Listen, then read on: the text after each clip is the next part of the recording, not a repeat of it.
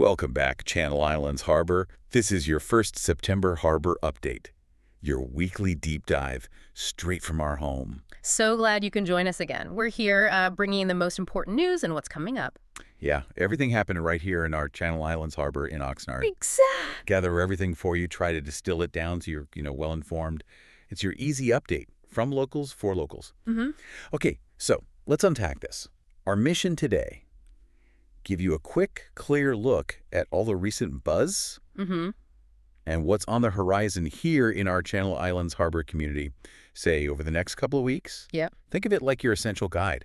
Helps you stay connected, know what's going on, from events to maybe some bigger developments. Exactly. We'll be looking at things that just wrapped up, say, in the last 7 days. Okay. And then everything coming up in the next 7. Just making sure you're, really informed about the pulse of our harbor. It's pretty vibrant. It really is.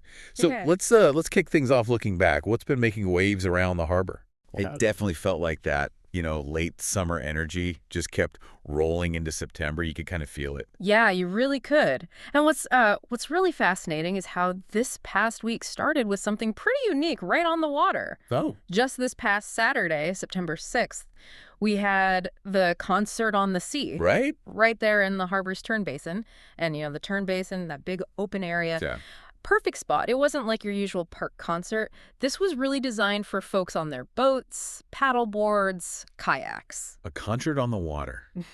That's such a cool idea. Completely different. It really was. So what was it like for the people actually out there on their boats? It was apparently incredible. Pretty intimate, actually. Imagine you're out there, sun going down, music drifting over the water. Wow. What was interesting, too, was figuring out the sound, right? Getting it across the open water clearly. Yeah, that seems tricky. And safety, too, Yeah. with all the different boats. But they worked with marine patrols, managed the flow. It just showed how, creative our community can be using our environment like that. It wasn't just a concert. It felt like a real shared experience, celebrating that connection to the water. Sounds amazing. Really unforgettable.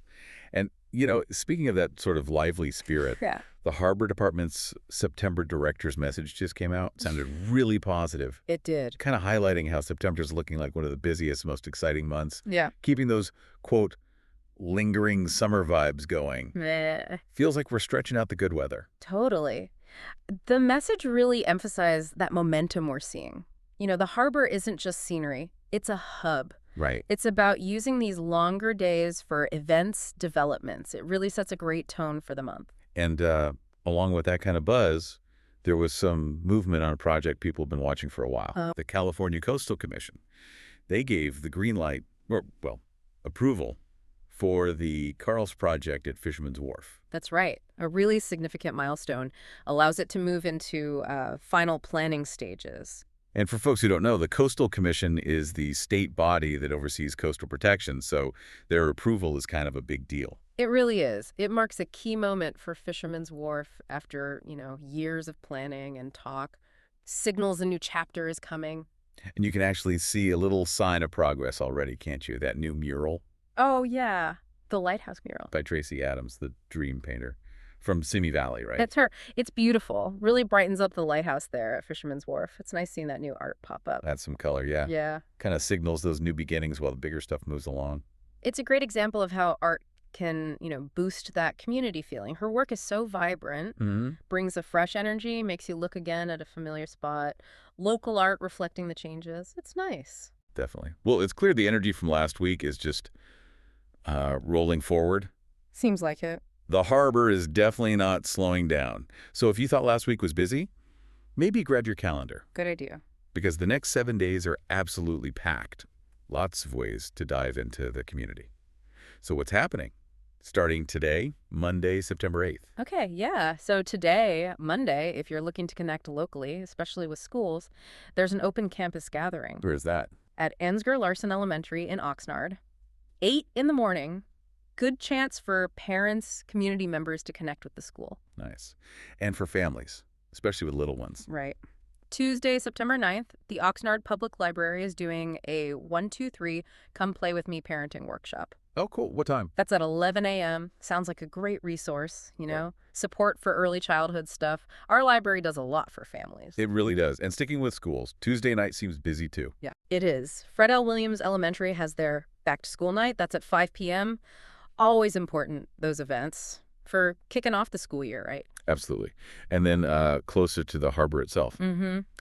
Hollywood Beach Elementary. Their back-to-school night is on Thursday, September 11th. Okay. That one's at 5:30 in the afternoon.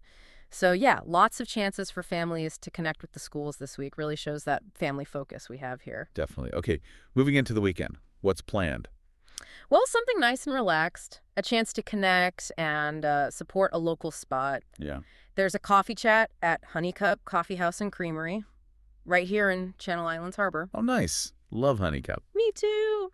That's Saturday, September 13th at 12 noon. Just a casual chance to meet neighbors, chat, grab coffee, support a great local business. Perfect. Those informal meetups are great. They really are. And hey, if you're finding this helpful, if you're enjoying this deep dive into what's happening, Yeah. definitely hit that subscribe button so you don't miss our next update. Good point. And we'd really love to hear from you. Drop a comment below, leave a review, tell us what you think. Please do. It helps us know what you find useful. Okay, so after the coffee chat, how about Sunday? Sunday, September 14th. A really big one. A beloved annual event is back. Let me guess. Chowderfest. Got it. Chowderfest at the Channel Islands Maritime Museum kicks off at 2 in the afternoon. Always popular. And it's more than just eating chowder, right? It's a fundraiser. Oh, absolutely critical. It's a Yeah. huge fundraiser for the Maritime Museum. Helps them keep doing their work. What kind of work does it support specifically? Well, it directly funds their educational programs, for local schools, kids learning about maritime history, ocean science. Ah, okay. Important stuff. Yeah, and preserving artifacts, restoration work, keeping our history safe.